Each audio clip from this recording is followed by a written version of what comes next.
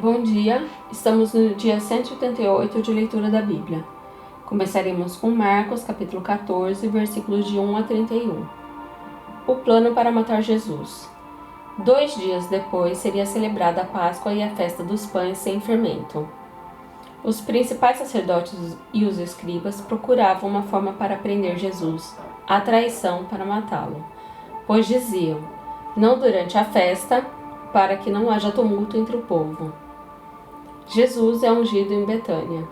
Quando Jesus estava em Betânia fazendo uma refeição na casa de Simão, o leproso, veio uma mulher trazendo um frasco de feito de alabastro com um perfume muito valioso, de nardo puro, e quebrando o frasco derramou o perfume sobre a cabeça de Jesus. Alguns dos que estavam ali ficaram indignados e diziam entre si: para que este desperdício de perfume? Este perfume poderia ter sido vendido por mais de 300 denários, para ser dado aos pobres, e murmuravam contra ela. Mas Jesus disse: deixem a mulher em paz, porque vocês a estão incomodando? Ela praticou uma boa ação para comigo, porque os pobres estarão sempre com vocês, e quando quiserem pode fazer-lhes o bem, mas a mim vocês nem sempre terão. Ela fez o que pôde, ungiu meu corpo antecipadamente para a sepultura. Em verdade lhes digo que, onde for pregado em todo o mundo o Evangelho, também será contado o que ela fez para a memória dela. O pacto da traição. E Judas Iscariotes, um dos 12, foi falar com os principais sacerdotes, para lhes entregar Jesus. Eles, ouvindo isso, se alegraram e prometeram dar dinheiro a ele. Nesse meio tempo, Judas buscava uma boa ocasião para entregar Jesus. Os discípulos preparam a Páscoa. E no primeiro dia da festa dos pães sem fermento, quando se fazia o sacrifício com o cordeiro pascal, os discípulos de Jesus lhes perguntaram: onde quer que façamos os preparativos para que o Senhor possa comer a Páscoa? Então Jesus enviou 2 dos seus discípulos, dizendo-lhes: vão até a cidade. Ali um homem trazendo um cântaro de água sairá ao encontro de vocês. Sigam esse homem e digam ao dono da casa em que ele entrar que o mestre pergunta: onde fica o meu aposento no qual comerei a Páscoa com os meus discípulos? E ele lhes mostrará um espaçoso cenáculo mobiliado e pronto. Ali façam os preparativos. Os discípulos saíram, foram à cidade e, achando tudo como Jesus lhes tinha dito, prepararam a Páscoa. O traidor é indicado. Ao cair da tarde, Jesus chegou com os 12. Quando estavam à mesa e comiam, Jesus disse: em verdade lhes digo que um de vocês, o que come comigo, vai me trair. E eles começaram a entristecer-se e a perguntar-lhe um por um: por acaso seria eu? Jesus respondeu: é um dos 12, o que comigo põe a mão no prato. Pois o Filho do Homem vai, como está escrito a seu respeito. Mas ai daquele por quem o Filho do Homem está sendo traído. Melhor seria para ele se nunca tivesse nascido. A ceia do Senhor. E enquanto comiam, Jesus pegou o pão e, abençoando-o, partiu e lhes deu, dizendo: tomem, isto é o meu corpo. A seguir, Jesus pegou um cálice e, tendo dado graças, o deu aos seus discípulos e todos beberam dele. Então lhes disse: isso é o meu sangue, o sangue da aliança derramado em favor de muitos. Em verdade lhes digo que nunca beberei do fruto da videira, até aquele dia em que beberei o vinho novo no reino de Deus.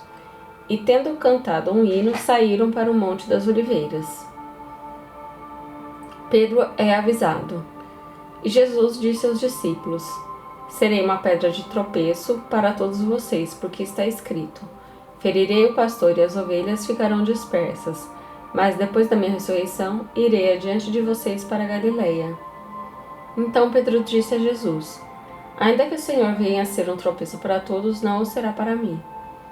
Mas Jesus lhe disse: em verdade lhe digo que hoje, nesta noite, antes que o galo cante 2 vezes, você me negará 3 vezes.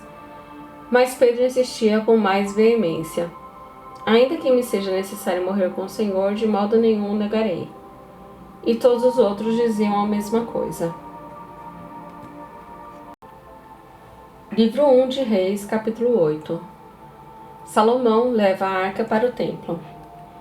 Então Salomão congregou os anciãos de Israel, todos os chefes das tribos, os príncipes das famílias dos israelitas, diante de si em Jerusalém, para levarem a arca da aliança do Senhor da cidade de Davi, que é Sião, para o templo. Todos os homens de Israel se congregam junto ao rei Salomão na ocasião da festa, no mês de Etanim, que é o 7º. Quando todos os anciãos de Israel chegaram, os sacerdotes pegaram a arca do Senhor e a levaram para cima, como a tenda do encontro e com os utensílios sagrados que nela havia. Os sacerdotes e levitas é que levaram tudo isso para o templo. O rei Salomão e toda a congregação de Israel que se havia reunido diante dele estavam todos diante da arca, sacrificando ovelhas e bois, que de tão numerosos não se podiam contar. Os sacerdotes puseram a arca da aliança do Senhor no seu lugar, no santuário mais interior do templo, que é o Santo dos Santos, debaixo das asas dos querubins. Pois os querubins estendiam as asas sobre o lugar da arca e do alto cobriam a arca e seus cabos. Os cabos sobressaíam tanto que suas pontas eram vistas do santo lugar, diante do Santo dos Santos, porém de fora não podiam ser vistos. E ali estão até o dia de hoje. Nada havia na arca a não ser as 2 tábuas de pedra que Moisés havia colocado em Horebe, quando o Senhor fez aliança com os filhos de Israel, ao saírem da terra do Egito. Quando os sacerdotes saíram do santuário, uma nuvem encheu a casa do Senhor, de maneira que os sacerdotes não puderam permanecer ali para ministrar por causa da nuvem, porque a glória do Senhor encheu a casa do Senhor. Então Salomão disse: O Senhor declarou que habitaria em trevas espessas. Na verdade, edifiquei uma casa para a tua morada, lugar para a tua eterna habitação. Salomão fala ao povo. Depois o rei voltou o rosto e abençoou toda a congregação de Israel, que se mantinha toda em pé. Salomão disse: Bendito seja o Senhor, o Deus de Israel, que falou pessoalmente com Davi meu pai, e pelo seu poder cumpriu o que prometeu, dizendo: Desde o dia que tirei meu povo de Israel do Egito, não escolhi cidade alguma de todas as tribos de Israel para edificar um templo, a fim de ali estabelecer o meu nome. Porém escolhi Davi para governar o meu povo de Israel. Também Davi, meu pai, havia proposto em seu coração edificar um templo ao nome do Senhor, o Deus de Israel. Porém o Senhor disse a Davi, meu pai: Você fez bem quando resolveu em seu coração edificar um templo ao meu nome. Todavia, não será você quem edificará esse templo. O seu filho, que descenderá de você, ele o edificará ao meu nome. Assim, o Senhor cumpriu a palavra que tinha dito, pois me levantei em lugar de Davi, meu pai, e me assentei no trono de Israel, como o Senhor havia prometido, e edifiquei o templo ao nome do Senhor, do Deus de Israel. E nele preparei um lugar para a arca, em que estão as tábuas da aliança que o Senhor fez com os nossos pais, quando os tirou da terra do Egito. Salomão ora a Deus. Salomão se pôs diante do altar do Senhor na presença de toda a congregação de Israel, estendeu as mãos para os céus e disse: Ó Senhor, Deus de Israel, não há Deus como tu, em cima nos céus nem embaixo na terra. Tu guardas as alianças e a misericórdia dos teus servos, que de todo o coração andam diante de ti. Cumpriste para com teu servo Davi, meu pai, o que lhe prometeste. Pessoalmente o disseste e pelo teu poder o cumpriste, como hoje se vê. Agora, pois, ó Senhor, Deus de Israel, cumpre a outra promessa que fizeste ao teu servo Davi, meu pai, quando declaraste, dizendo: Nunca lhe faltará sucessor diante de mim, que se assente ao trono de Israel, contando que os seus filhos guardem o seu caminho, para andarem diante de mim como você andou. Agora também, ó Deus de Israel, que se cumpra a palavra que disseste ao teu servo Davi, meu pai. Mas será que de fato Deus poderia habitar na terra? Eis que os céus e até o céu dos céus não te podem conter, muito menos este templo que eu edifiquei. Atenta, pois, para a oração do teu servo e para a tua súplica, ó Senhor meu Deus, ouvindo o clamor e a oração que faz hoje o teu servo diante de ti. Que os teus olhos estejam abertos noite e dia sobre este templo, sobre este lugar do qual disseste: O meu nome estará ali para ouvires a oração que o teu servo fizer neste lugar. Ouve, pois, a súplica do teu servo e do teu povo de Israel quando orarem neste lugar. Ouve no céu, lugar da tua habitação, ouve e perdoa. Se alguém pecar contra o teu próximo e lhe for exigido que jure, e ele vier jurar diante do teu altar neste templo, ouve tu nos céus, age e julga os teus servos, condenando o ímpio, fazendo com que pague por seus atos, e justificando o justo para lhe retribuir segundo a sua justiça.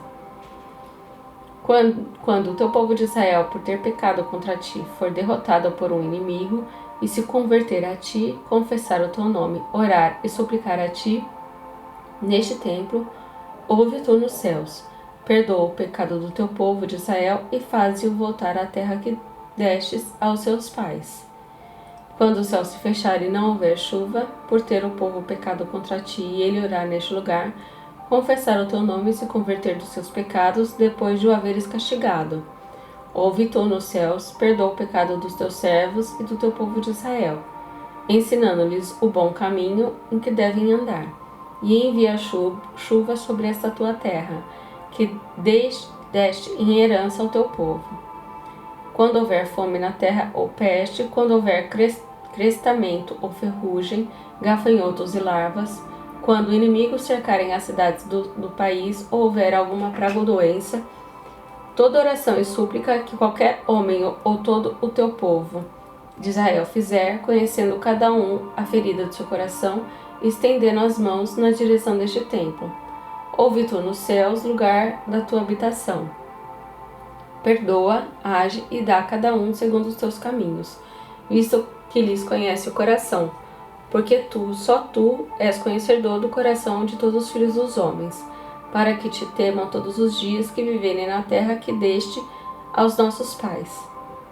Também ao estrangeiro, que não for do teu povo de Israel, porém vier de uma terra distante, por amor do teu nome, porque ouvirão do teu grande nome e da tua mão poderosa e do teu braço estendido, e orar voltado para este templo. Ouve tu nos céus, lugar da tua habitação, e faze tudo o que o estrangeiro te pedir, a fim de que todos os povos da terra conheçam o teu nome, para te temerem como o teu povo de Israel e para saberem que este templo que eu edifiquei é chamado pelo teu nome. Quando o teu povo sair à guerra contra o seu inimigo, pelo caminho por onde os enviares, e orarem ao Senhor, voltados para a cidade que tu escolheste e para este templo que edifiquei ao teu nome. Ouve tu nos céus a sua oração e a sua súplica e faze-lhes justiça. Quando pecarem contra ti, pois não há ninguém que não peque, e tu te indignares contra eles e os entregarem às mãos do inimigo, a fim de que os leve cativos à terra inimiga, longe ou perto daqui. E se na terra onde forem levados os cativos caírem em si e se converterem, e na terra do seu cativeiro te suplicarem, dizendo: pecamos, procedemos mal e cometemos iniquidade, e se eles se converterem a ti de todo o seu coração e de toda a sua alma, na terra de seus inimigos que os levarem cativos e orarem a ti, voltados para a sua terra, que deste aos seus pais, para a cidade que escolhestes e para o templo que edifiquei ao teu nome. Ouve tu nos céus, lugar da tua habitação, a sua prece e a sua súplica, e faz-lhes justiça. Perdoa o teu povo, quando houver pecado contra ti, todas as suas transgressões que houverem cometido contra ti, e move tua compaixão os que levaram cativos, para que se compadeçam deles. Porque é o teu povo e a tua herança que tiraste da terra do Egito, do meio da fornalha de ferro, para que os teus olhos estejam abertos à súplica do teu servo e à súplica do teu povo de Israel, a fim de os ouvires em tudo o que clamarem a ti. Pois tu, ó Senhor Deus, os separaste dentre todos os povos da terra para serem a tua herança, como falaste por meio do teu servo Moisés, quando tiraste do Egito dos nossos pais. Salomão abençoou o povo. Quando Salomão acabou de fazer toda essa oração e súplica, ele se levantou diante do altar do Senhor, onde tinha se ajoelhado com as mãos estendidas para os céus. Ele se pôs em pé e abençoou toda a congregação de Israel em alta voz, dizendo: Bendito seja o Senhor, que deu repouso ao seu povo de Israel, segundo tudo o que havia prometido. Nenhuma só palavra falhou de todas as boas promessas que fez por meio de Moisés, seu servo. Que o Senhor, nosso Deus, esteja conosco, assim como esteve com os nossos pais. Que Ele não nos deixe nem nos abandone. Que Ele faça com que o nosso coração se incline para Ele, a fim de andarmos em todos os seus caminhos e guardarmos os seus mandamentos, os seus estatutos e os seus juízos, que ordenou aos nossos pais. Que essas minhas palavras, com que supliquei diante do Senhor, estejam presentes diante do Senhor, nosso Deus, de dia e de noite, para que Ele faça justiça ao seu servo e ao seu povo de Israel, segundo cada dia o exigir, para que todos os povos da terra saibam que o Senhor é Deus e que não há outro. Que o coração de vocês seja fiel para com o Senhor nosso Deus, para andarem nos seus estatutos e guardarem os seus mandamentos, como vocês estão fazendo hoje. A conclusão da solenidade. Então o rei e todo Israel com ele ofereceram sacrifícios ao Senhor. Salomão ofereceu em sacrifício pacífico ao Senhor 22.000 bois e 120.000 ovelhas. Assim o rei e todos os filhos de Israel consagraram a casa do Senhor. No mesmo dia, o rei consagrou o meio do átrio que estava diante da casa do Senhor, pois ali ofereceu os holocaustos e as ofertas com a gordura dos sacrifícios pacíficos. Ele fez isso porque o altar de bronze que estava diante do Senhor era muito pequeno para nele caberem os holocaustos, as ofertas de cereais e a gordura dos sacrifícios pacíficos. Nesse tempo, Salomão celebrou a festa e todo Israel com ele, uma grande congregação, desde a entrada de Ramate até o rio do Egito, diante do Senhor nosso Deus. Celebraram durante 7 dias, além dos primeiros 7, a saber, 14 dias. No 8º dia desta festa, Salomão despediu o povo e eles abençoaram o rei. Então voltaram para suas tendas, alegres e de coração contente por causa de todo o bem que o Senhor tinha feito a Davi, seu servo, e a Israel, seu povo. Oséias, capítulo 9, versículo 17. O meu Deus os rejeitará, porque não lhe dão ouvidos, e andarão sem rumo entre as nações. Oséias capítulo 10. Israel semeou maldade e colherá destruição. Israel era uma videira de ramagem viçosa, que dava o seu fruto. Quanto mais abundantes os frutos, maior o número de altares. Quanto mais a terra produzia, tanto mais embelezavam as colunas sagradas. O coração deles está dividido e agora terão de pagar por isso. O Senhor quebrará os altares deles e destruirá as colunas sagradas. Agora eles vão dizer: não temos rei, porque não tememos o Senhor. E o rei, que poderia fazer por nós? Falavam palavras vãs, juram falsamente e fazem alianças. Por isso, o juízo brota como erva venenosa nos sulcos dos campos. Os moradores de Samaria ficarão com medo por causa do bezerro de Bet-Aven. O seu povo se lamentará por causa dele e os sacerdotes idólatras tremerão por causa da sua glória, que já se foi. Também o bezerro será levado à Assíria como presente para o grande rei. Efraim se cobrirá de vexame e Israel ficará com vergonha do seu ídolo de madeira. O rei de Samaria será como lasca de madeira na superfície da água. Os lugares altos de Aven, que são o pecado de Israel, serão destruídos. Espinhos e ervas daninhas crescerão sobre os seus altares, e o povo dirá aos montes: cubram-nos, e as colinas: caiam em cima de nós. Deus dá a sentença contra Israel.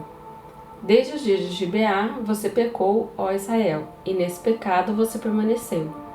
Será que a batalha contra os filhos da perversidade não há de alcançá-los em Gibeá? Eu os castigarei na medida do meu desejo.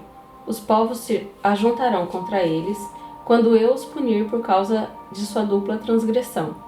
Porque Efraim era uma bezerra domada que gostava de pisar o trigo na eira. Coloquei o jugo sobre o seu belo pescoço. Atrelei Efraim ao carro. Judá lavrará, Jacó lhe desfará os torrões. Então eu disse: semeiem a justiça e colham a misericórdia. Lavrem o campo não cultivado, porque é tempo de buscar o Senhor, até que ele venha e chova a justiça sobre vocês. Vocês lavraram para a maldade, colheram a injustiça e comeram os frutos da mentira. Vocês confiaram nos seus carros de guerra e na multidão dos seus valentes. E por isso, entre o seu povo se levantará o tumulto da guerra, e todas as suas fortalezas serão destruídas. Como Salmã destruiu Bet-Arbel no dia da batalha. As mães foram despedaçadas com seus filhos. Assim se fará com você, ó Betel, por causa da sua grande maldade. Ao amanhecer, o rei de Israel será totalmente destruído.